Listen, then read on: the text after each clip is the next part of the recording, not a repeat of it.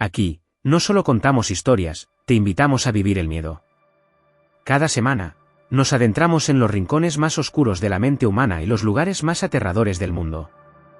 Si eres de los que disfrutan sintiendo un escalofrío por la espalda y no temes a lo desconocido, este es tu lugar. Suscríbete y activa la campanita para no perderte ninguna de nuestras escalofriantes entregas.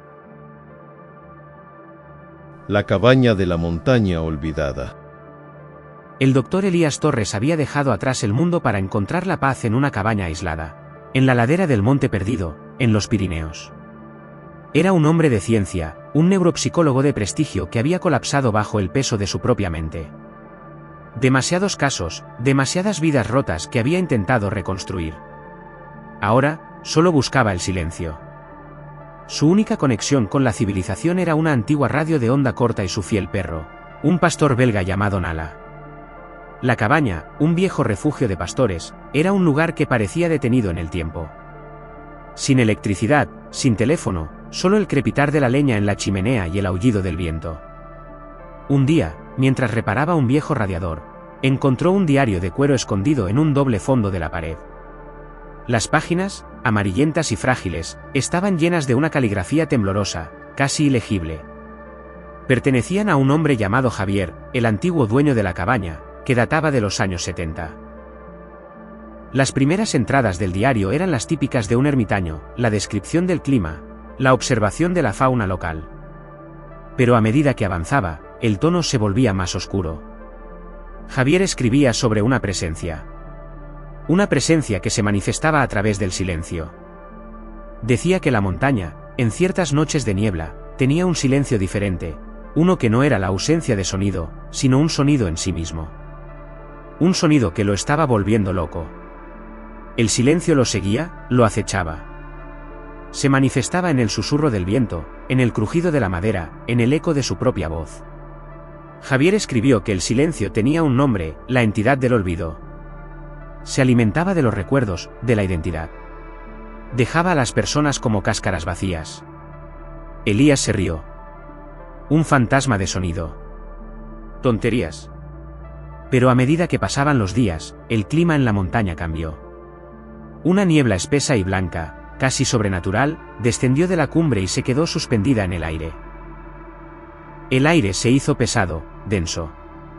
El sonido de los animales, el canto de los pájaros, todo se desvaneció. El silencio se hizo total. Un silencio que Elías había anhelado, pero que ahora lo aterrorizaba. Una noche, mientras intentaba dormir, el silencio se rompió. Un golpe. No era fuerte, era un suave rasguido en la puerta. Elías, con el corazón latiendo a 1000 por hora, se levantó. Nala, que dormía a los pies de la cama, se puso de pie, gruñendo con una ferocidad que no había visto en ella. El sonido se repitió, pero esta vez, era una voz. Una voz susurrante, que repetía una y otra vez el nombre de Javier. Elías, paralizado por el miedo, miró por la mirilla. No vio nada. Solo la niebla. Pero el susurro continuó, más cerca. Javier, abre la puerta. Javier, ¿dónde estás? La voz no venía de fuera. Venía de la madera de la puerta, de las paredes. Como si la cabaña misma estuviera hablando. La voz cambió. Ya no era la de una mujer. Era la de un niño. Javier, me has olvidado. Elías se dio cuenta de algo. El silencio de la montaña, la entidad del olvido, no atacaba el cuerpo. Atacaba la mente. Se alimentaba de los recuerdos de los demás. La entidad le estaba susurrando los recuerdos de Javier. Estaba intentando que Elías los olvidara, que los dejara ir. El objetivo de la entidad era que Elías se convirtiera en Javier, en un ser vacío, sin recuerdos propios, que deambulaba por la montaña, buscando su identidad. Miró el diario. La última entrada de Javier era apenas legible, solo garabatos, frases rotas, no me dejes solo, o, mi mente no es mía, me ha robado a mi hijo. Elías entendió la verdad. Javier no había enloquecido. La entidad le había robado sus recuerdos. Y ahora iba a por los de Elías. Una noche, mientras el fuego de la chimenea parpadeaba, Elías se sentó a la mesa, con el diario en la mano, y la luz de una vela. Sintió una presencia detrás de él. El aire se hizo frío, un frío que no venía del exterior. Miró a su alrededor. No había nada. Pero de la nada, una sombra se formó en la pared. Una sombra alta, delgada, con extremidades que se doblaban de una forma antinatural. No tenía ojos, solo una especie de vacío. La misma descripción que Javier había hecho en el diario. La sombra se acercó a él, y Elías sintió una sensación extraña. Un vacío en la cabeza. Los recuerdos de su infancia, de sus padres, de sus amigos, de su carrera, se iban, como arena entre los dedos. Se miró las manos, y no recordaba sus nombres. Miró a Nala, y no recordaba el nombre de su perro. Miró la cabaña, y no recordaba cómo había llegado allí. La sombra se hizo más grande, más densa, y se metió en la mente de Elías. Pero en ese momento, un recuerdo, un solo recuerdo, se aferró a su mente. El recuerdo de un caso. Un paciente que sufría de amnesia traumática. Un paciente que había sido capaz de recuperar sus recuerdos con una técnica que Elías había desarrollado. La técnica consistía en aferrarse a un recuerdo fundamental, uno que fuera la base de su identidad, y usarlo como ancla. El recuerdo que se aferró a su mente fue el de su padre. Un hombre que le había enseñado a amar la ciencia. Un hombre que le había dicho, un hombre sin recuerdos es un hombre sin alma. Se aferró a ese recuerdo con todas sus fuerzas. El recuerdo de su padre se hizo más brillante, más vívido, y el vacío de su mente se llenó, lentamente, con el recuerdo de su nombre. ¿Elías? La sombra se detuvo, como si estuviera confundida. Se movió de un lado a otro, como si estuviera buscando algo. Elías, con una fuerza que no sabía que tenía, se levantó. Abrió el diario, y con un trozo de carbón, dibujó el rostro de su padre en la última página. Y en ese momento, la sombra se desvaneció. Elías cayó al suelo, agotado. El silencio volvió. Pero esta vez, era un silencio diferente. Era un silencio con un eco. Un eco del recuerdo de su padre. Elías había ganado. Había vencido a la entidad. Pero el miedo no se había ido. Se levantó y miró la página del diario. El rostro de su padre estaba ahí. Pero debajo, la caligrafía de Javier había aparecido de nuevo, ahora somos dos. Y él vendrá por nosotros. Elías se dio cuenta de la verdad. La entidad no había desaparecido. Se había ido a buscar a su padre.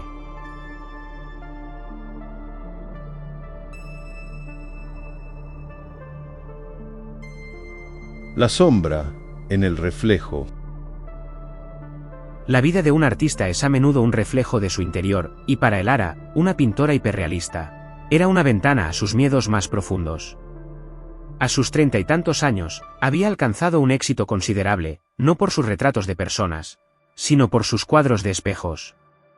Los compraba en anticuarios, viejos, grandes, con marcos de madera tallada y cristales opacos por el tiempo.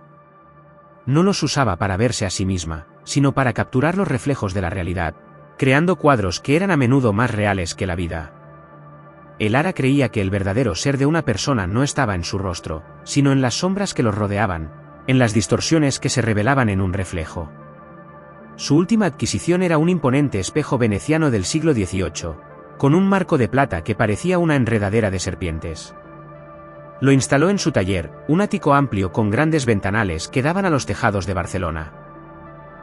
El espejo, con su cristal imperfecto, arrojaba reflejos distorsionados que la fascinaron de inmediato.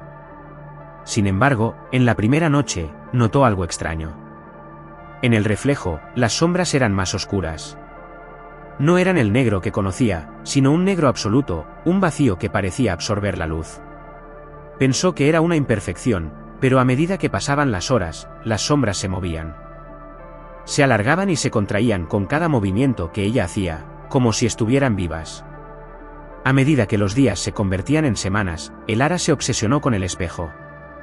Sus otros proyectos quedaron de lado. Solo pintaba lo que veía en el reflejo, los rincones oscuros del taller, el perfil de su perro en la penumbra, las siluetas de los árboles que se movían con el viento. Se sentía más conectada con las sombras que con la luz. Una noche, mientras trabajaba en un lienzo, se sintió observada. Se giró, y en el espejo, vio su reflejo, pero algo era diferente. En el reflejo, su cuerpo se había alargado, sus rasgos se habían afilado, y sus ojos eran 2 puntos de luz roja en un rostro de oscuridad. Su reflejo se movió, independientemente de ella, y le hizo un gesto con la mano, como si la llamara. Elara, paralizada por el miedo, retrocedió, con el corazón en la garganta. La imagen en el espejo sonrió. Un sonido seco, como el de las hojas secas, llenó el silencio. La voz de su reflejo era un susurro, un eco de sus propios pensamientos. «Ven conmigo», le susurró. «El mundo de las sombras es más hermoso que el tuyo. Aquí no hay dolor, no hay soledad, no hay miedo». Elara, con una mezcla de fascinación y terror, se acercó al espejo. Extendió su mano, y el reflejo, con la suya, la tocó. No sintió el frío del cristal, sino una calidez extraña, como si tocara una piel viva. Una oleada de sensaciones la invadió. Sentimientos de miedo, tristeza, ira. Eran sus propios sentimientos, pero magnificados, como si estuvieran purgados de su cuerpo y concentrados en una sola entidad. En ese momento, las luces del taller parpadearon y se apagaron. La habitación se sumió en la oscuridad. Y en el silencio, Elara escuchó una voz. La voz de su otro yo. «Ahora somos una». Cuando las luces volvieron, el reflejo de Elara en el espejo se había ido. Y en su lugar, había una pintura. Una pintura de un rostro vacío, sin ojos, sin boca. El rostro de Elara, pero sin alma. Elara, horrorizada, miró sus manos. Estaban pálidas, casi transparentes. Y sus ojos, al mirarse en el espejo, no tenían luz. Se había convertido en un espectro. En los días siguientes, el alma de Elara se desvaneció. Su cuerpo se movía como un títere, sin voluntad propia. Se sentaba frente al espejo, y el espejo le devolvía la mirada con el rostro vacío de la pintura. Cada día, un cuadro nuevo aparecía en el taller. Eran cuadros de lugares que Elara no había visitado, de personas que no conocía. Eran los recuerdos de su otro yo. El yo que ahora estaba en el mundo de los vivos, pintando sus propios recuerdos. Un yo sin miedos, sin dolor. Un día, mientras estaba sentada frente al espejo, el reflejo se distorsionó. Una figura, una sombra, apareció detrás del reflejo de Elara, y de su reflejo, le susurró: «El espejo se alimenta de las almas que le das. Has sido una buena anfitriona». Elara, que ahora no tenía voz, solo podía sentir el pánico que se apoderaba de ella. La figura se movió, y un rostro se formó en la oscuridad. Era su propio rostro, pero vacío, sin alma. Y el reflejo, con una sonrisa malévola, le hizo un gesto. El mismo gesto que Elara había visto en el espejo la primera vez que se había enfrentado a su otro yo. La historia de Elara no terminó con su muerte. Terminó con una pintura. Una pintura de un espejo veneciano, con un rostro vacío, y en el marco, una pequeña nota, escrita con una caligrafía temblorosa, casi ilegible: «El reflejo me ha robado mi vida». Y cada noche, Elara, o lo que quedaba de ella, se sienta frente al espejo, esperando a que su reflejo, su otro yo, regrese al mundo de los vivos.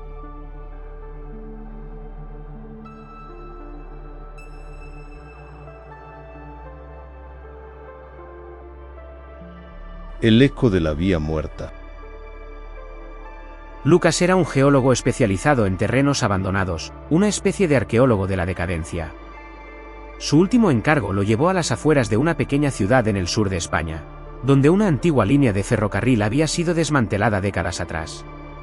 Su misión era simple: cartografiar el terreno para un futuro proyecto de construcción. Lo que encontró, sin embargo, era cualquier cosa menos simple. La vía, cubierta por la maleza y el óxido, se extendía hasta perderse en el horizonte. A lo largo del camino, encontró un viejo túnel, casi completamente oculto por la vegetación. El aire que salía de su interior era frío y húmedo, y tenía un olor dulce, a tierra mojada y a algo más, un olor a metal y a podredumbre. Sintió una curiosidad que no pudo ignorar. Encendió su linterna y se adentró en la oscuridad. El túnel era un vacío. El eco de sus pasos resonaba en la oscuridad, un sonido que le hacía sentir una opresión en el pecho. A medida que avanzaba, el olor se hacía más fuerte. Y entonces, lo escuchó. Un sonido. No era un tren. Era un zumbido bajo y constante, que parecía venir de las paredes del túnel. Al acercar su oído a la pared, el zumbido se hizo más fuerte. Era un sonido de vida. Alguien o algo estaba del otro lado. Con su martillo de geólogo, golpeó una de las paredes, y se dio cuenta de que no era roca sólida, sino un muro de hormigón con una fisura. Utilizó su cincel para abrir una pequeña grieta, y una ráfaga de aire viciado lo golpeó en la cara. El zumbido se hizo ensordecedor. Y una luz extraña, de un color azul verdoso, se filtró por la abertura. La grieta revelaba una cámara oculta. Al abrirse camino a través de la pared, Lucas se encontró en un vasto espacio subterráneo. El techo y las paredes estaban cubiertos de una sustancia brillante, una especie de musgo fosforescente que emitía la luz azul verdosa. El zumbido venía de todas partes. Y al mirar más de cerca, se dio cuenta de lo que era. Eran miles de insectos, con alas transparentes y cuerpos que brillaban con la misma luz que el musgo. Parecían abejas fantasma. El zumbido de los insectos le hizo doler la cabeza. Decidió que lo mejor era irse. Pero en ese momento, uno de los insectos se posó en su mano. Y sintió un pinchazo. No era un aguijón. Era una sensación de calor que se extendía por su brazo, como si un líquido caliente se moviera por sus venas. Se sacudió el insecto, pero ya era tarde. El zumbido se hizo más fuerte, más agresivo. El aire se llenó del olor a miel y a algo más, algo dulce y podrido. Lucas, asustado, corrió de vuelta al túnel. Pero en la luz de su linterna, vio que los insectos lo seguían. Se metían por los túneles, por los recovecos, por todas partes. Y el zumbido se hacía más fuerte, más agresivo. Cuando por fin llegó a la superficie, la luz del sol le pareció una salvación. Respiró hondo, pero el aire olía a la misma podredumbre que había sentido en el túnel. Miró su mano. La piel de su mano, donde el insecto lo había picado, tenía un brillo extraño, casi como si estuviera brillando desde el interior. En los días siguientes, el zumbido lo siguió.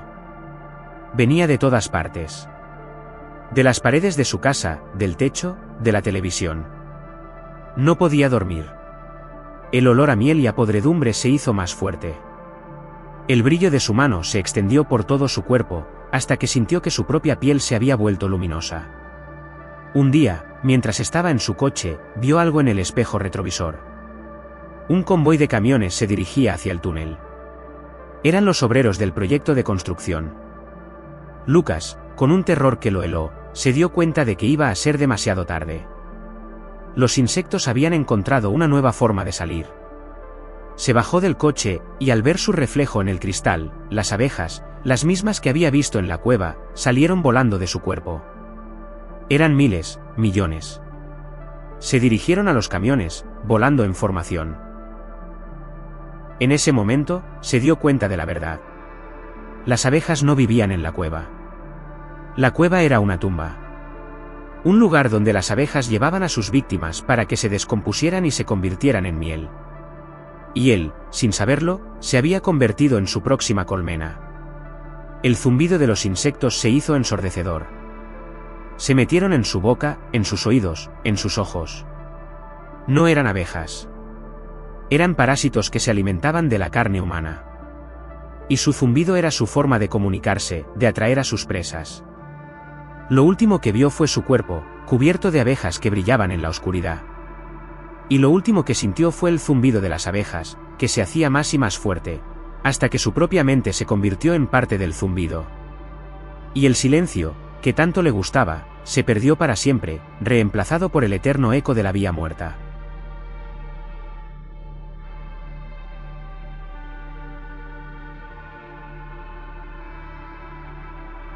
La casa de las cajas de música.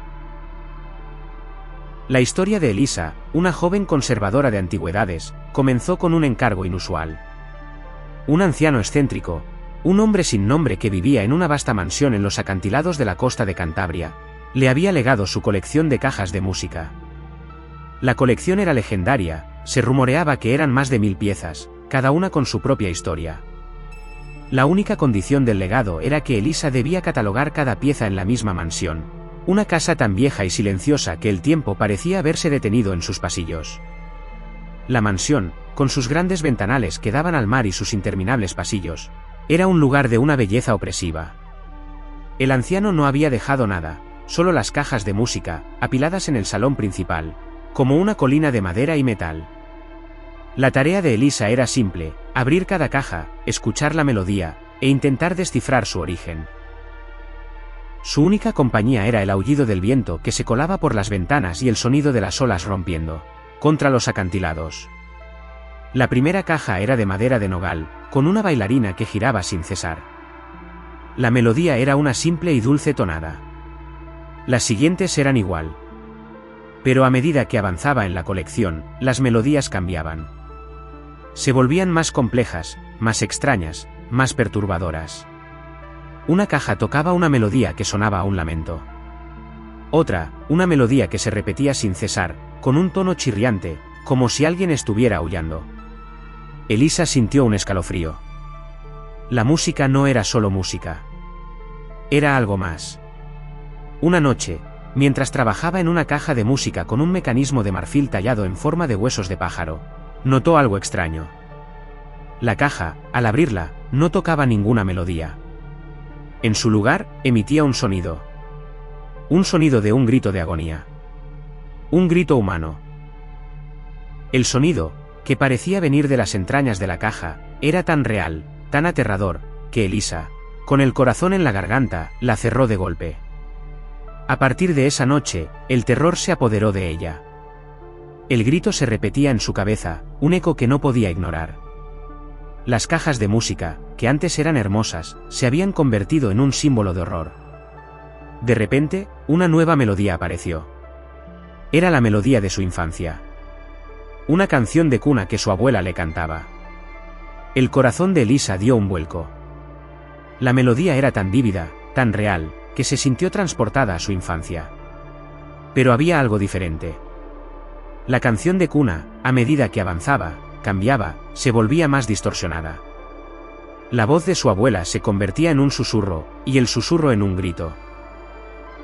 Elisa se dio cuenta de la verdad. Las cajas de música no tocaban melodías. Tocaban recuerdos. Recuerdos de las personas que habían tocado la caja antes. Y no eran solo recuerdos. Eran las almas de las personas. El anciano no había coleccionado cajas de música. Había coleccionado almas. Se levantó, temblando, y se dirigió a la ventana. El mar, que antes era una vista pacífica, se había vuelto una masa oscura y violenta. Las olas se estrellaban contra los acantilados con un sonido atronador. En el reflejo del cristal, una figura se formó. Era el rostro del anciano. Un rostro sin ojos, sin boca, con una sonrisa malévola. Su voz, un susurro que se colaba por el cristal, le dijo: Elisa, eres la mejor de todas. Tu alma es la más pura. La música será perfecta. Elisa, horrorizada, corrió a la puerta, pero estaba cerrada. El pasillo estaba oscuro. La luz de la luna que se colaba por las ventanas era la única iluminación. Las cajas de música, apiladas en la oscuridad, se encendieron. No con una luz real, sino con una luz espectral, una luz que venía del interior de las cajas. Las cajas comenzaron a tocar, todas a la vez. No una melodía, sino un coro de gritos, lamentos y susurros. El coro de las almas que el anciano había coleccionado. El coro que la estaba volviendo loca. Elisa se tapó los oídos, pero no podía silenciar el sonido. El sonido se metía en su cabeza, en su mente. Era la música del terror. Se dio cuenta de que el anciano no había muerto. Había pasado su alma a una de las cajas de música, y había esperado a que alguien, como ella, abriera la caja. Él quería que alguien, con un alma pura, se convirtiera en la próxima guardiana de las almas. O mejor aún, la próxima alma a coleccionar. Elisa, desesperada, corrió al piano del salón. Un viejo piano de cola, cubierto por una sábana. Con una fuerza que no sabía que tenía, la quitó y se sentó. Sus manos, que temblaban, tocaron las teclas. Y de sus dedos, salió una melodía. Una melodía que no era de una caja de música. Era la melodía de su vida. La melodía de sus recuerdos. La melodía de su alma. La melodía que había pintado en sus cuadros. La melodía que la había hecho quien era. La música del piano era más fuerte que el coro de las almas. Era una música de vida, de amor, de esperanza. Las cajas de música se detuvieron, una a una. La luz espectral se apagó. El salón se sumió en la oscuridad. Y en el silencio, Elisa escuchó un solo sonido. El sonido de su propio latido. Elisa, agotada, se levantó. La luz de la luna, que se colaba por las ventanas, iluminaba el salón. Las cajas de música estaban ahí, inofensivas. Corrió a la puerta, que ahora estaba abierta. Salió de la mansión, y no miró atrás. Pero en su coche, al mirar el espejo retrovisor, vio el reflejo del anciano. El mismo rostro sin ojos, sin boca. Y en la mano, sostenía una pequeña caja de música. La misma que Elisa había tocado en el salón. Y en ese momento, Elisa se dio cuenta de la verdad. La caja que había tocado no era solo una caja. Era el recipiente que el anciano había creado. El recipiente para su alma. La melodía que había tocado en el piano no había vencido a las almas. Las había liberado. Y ahora, su alma estaba atrapada en la caja de música. Y en la caja, su melodía se repetía sin cesar, esperando a que alguien, como ella, la abriera.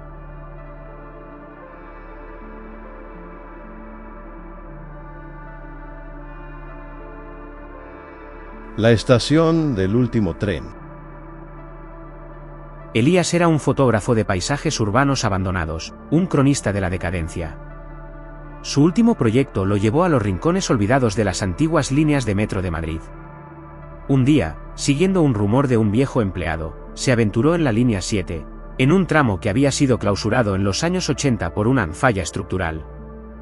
Lo que encontró no fue una falla, sino un andén abandonado, una estación fantasma. La estación, un lugar de piedra y hormigón, tenía la atmósfera pesada de los lugares que han visto pasar el tiempo. Los grafitis cubrían las paredes, y la luz de su linterna revelaba restos de viejos carteles de publicidad y anuncios de películas. El único sonido era el eco de sus pasos, un sonido que le hacía sentir una opresión en el pecho. A medida que avanzaba, el sonido cambió. Oyó un zumbido bajo y constante, que parecía venir de las entrañas de la estación. Elías siguió el sonido, y su linterna se posó en un objeto extraño.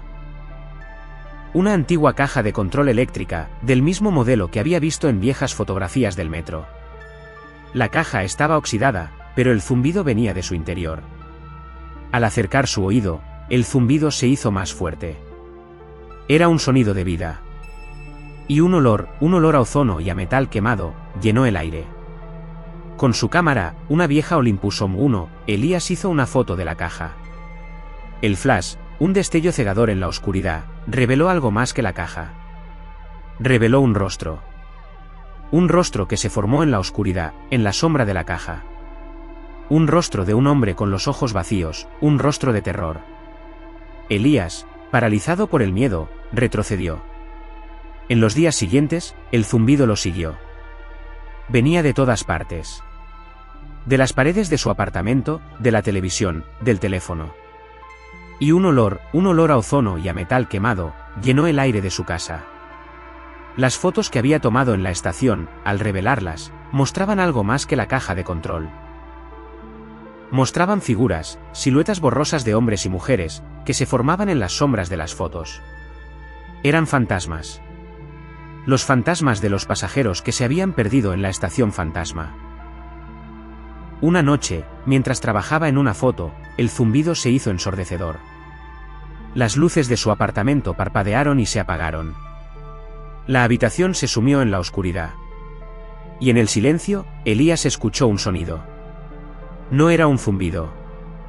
Era el sonido de un tren. Un sonido que venía del salón, como si un tren estuviera a punto de llegar. Elías, Con el corazón en la garganta, se levantó. Y en la oscuridad, vio que el pasillo se había convertido en un andén. El andén de la estación fantasma. El tren llegó, silenciosamente. Las puertas se abrieron, y un hombre, el mismo hombre que había visto en la foto, lo miró desde el interior. Su rostro era un vacío, un rostro de terror. Su voz, un susurro que se colaba por la puerta, le dijo: «Bienvenido. El último tren está a punto de salir». Elías se dio cuenta de la verdad. La estación no era un lugar abandonado. Era un portal. Un portal que conectaba el mundo de los vivos con el mundo de los perdidos. Y el hombre, el fantasma, no quería que Elías se fuera. Quería que se uniera a ellos. Elías se alejó del tren, y la puerta se cerró. El andén se desvaneció. Las luces de su apartamento se encendieron. Pero en el suelo, en el lugar donde había estado el tren, había una fotografía. Una fotografía de Elías. Y en el reflejo de la fotografía, se veía a sí mismo, pero su rostro era un vacío, un rostro de terror. En los días siguientes, Elías se convirtió en un fantasma. Su cuerpo se movía como un títere, sin voluntad propia. Se sentaba en su apartamento, mirando el andén que se formaba en su pasillo. Y cada noche, el tren llegaba, y los fantasmas le susurraban, le llamaban. Y él, que antes era un cronista de la decadencia, se había convertido en parte de ella. Si estas historias te han hecho sentir algo, es porque el verdadero terror está más cerca de lo que crees.